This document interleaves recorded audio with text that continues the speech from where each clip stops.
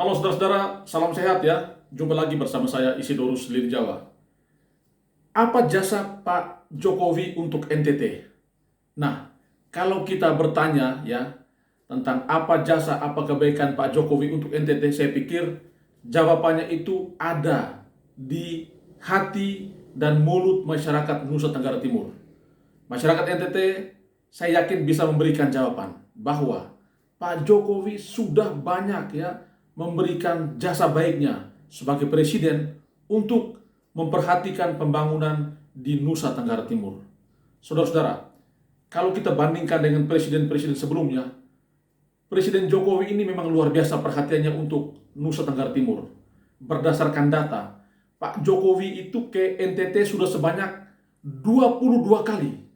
Teman-teman, bayangkan, 22 kali itu, satu kali ketika beliau sebagai gubernur DKI, dan 21 kali beliau datang sebagai Presiden Republik Indonesia, ya, di masa jabatan presiden yang pertama dan di masa jabatan presiden yang kedua. Jadi ada 21 kali. Itu berarti bahwa beliau datang itu bukan asal-asal datang, tetapi datang karena kepedulian, datang karena ada perhatian, datang karena cinta untuk masyarakat NTT. Dan Pak Jokowi itu datang bukan datang kosong. Beliau datang membawa sesuatu. Beliau datang membawa kado. Beliau datang membawa berkat untuk rakyat NTT. Beliau datang membawa program-program pemerintah pusat supaya bisa dilaksanakan di NTT, supaya bisa membangun NTT agar bisa lebih cepat bangkit, lebih cepat maju, lebih cepat meninggalkan ya kemiskinan yang selama ini memang mendera. Dan saya pikir rakyat NTT sangat tahu apa jasa Pak Jokowi. Nah, teman-teman, beberapa waktu lalu dalam debat ya Pilgub yang kedua, calon gubernur nomor urut 1 Pak Ansi Lema menyatakan bahwa Pak Jokowi luar biasa karena membangun Labuan Bajo dengan sangat keren. Tetapi yang belum Pak Jokowi lakukan adalah Pak Jokowi belum membangun ekonomi primer di NTT, seperti membangun sentra-sentra produksi, sentra-sentra pertanian, sentra-sentra peternakan, sentra-sentra kelautan dan perikanan. Ya, ini kritikan seorang Cagup Ansi Lema. Dan saya memahami bahwa kritikan ini bukan lahir secara kebetulan.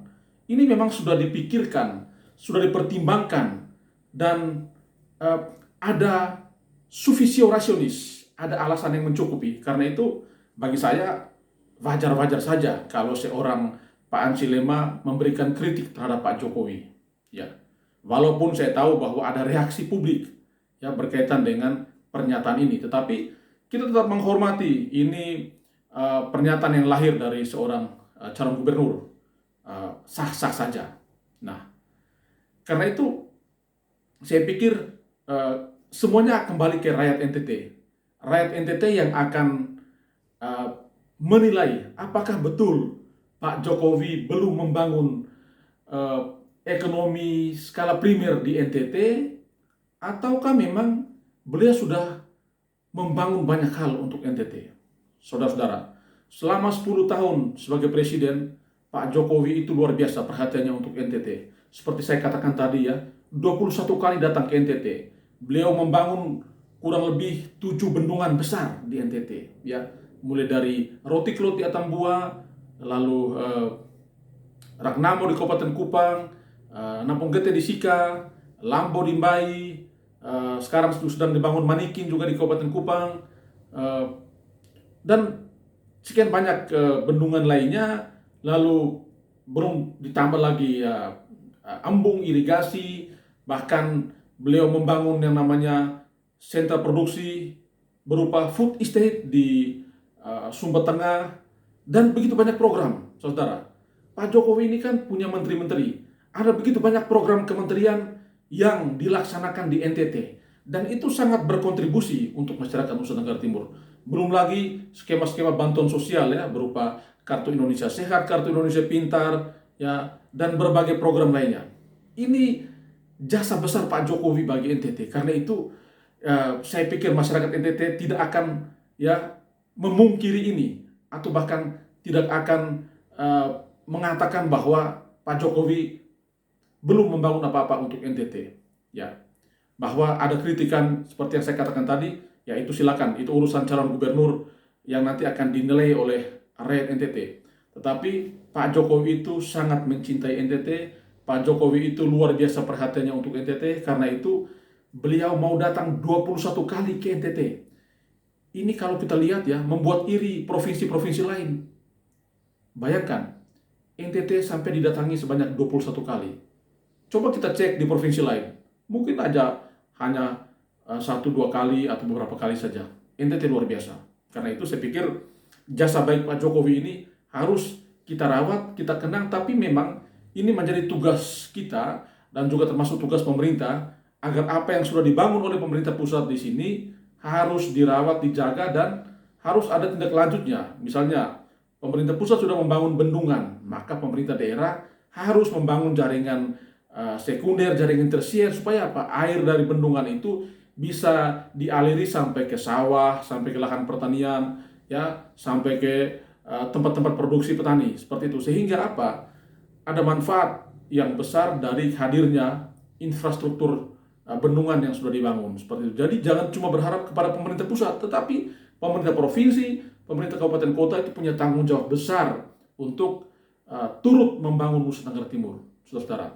Jadi kalau saya ditanya apakah Pak Jokowi sudah berjasa untuk NTT, saya akan katakan luar biasa jasanya Pak Jokowi bagi NTT, luar biasa Pak Jokowi mencintai NTT, luar biasa perhatian dan kepedulian Pak Jokowi untuk NTT. Kalau ada yang mengkritik bahwa Pak Jokowi belum sepenuhnya membangun NTT, silakan saja. Kritikan itu tak usah kita gubris.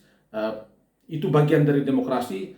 Biarkanlah rakyat NTT yang akan menilai apakah kritikan itu berdasar, apakah kritikan itu memang sesuai dengan kenyataan, ataukah memang ada tendensi-tendensi lain. Ya silakan saja, serahkan kepada publik yang menilai. Tapi pada prinsipnya, apa yang sudah dibangun oleh Pak Jokowi, mari kita rawat dan mari kita jaga supaya itu bermanfaat dan berdaya guna bagi masyarakat di Nusa Tenggara Timur. Demikian saudara-saudara, 1-2 catatan kecil saya. Tetap sehat, salam semangat, dan Tuhan memberkati.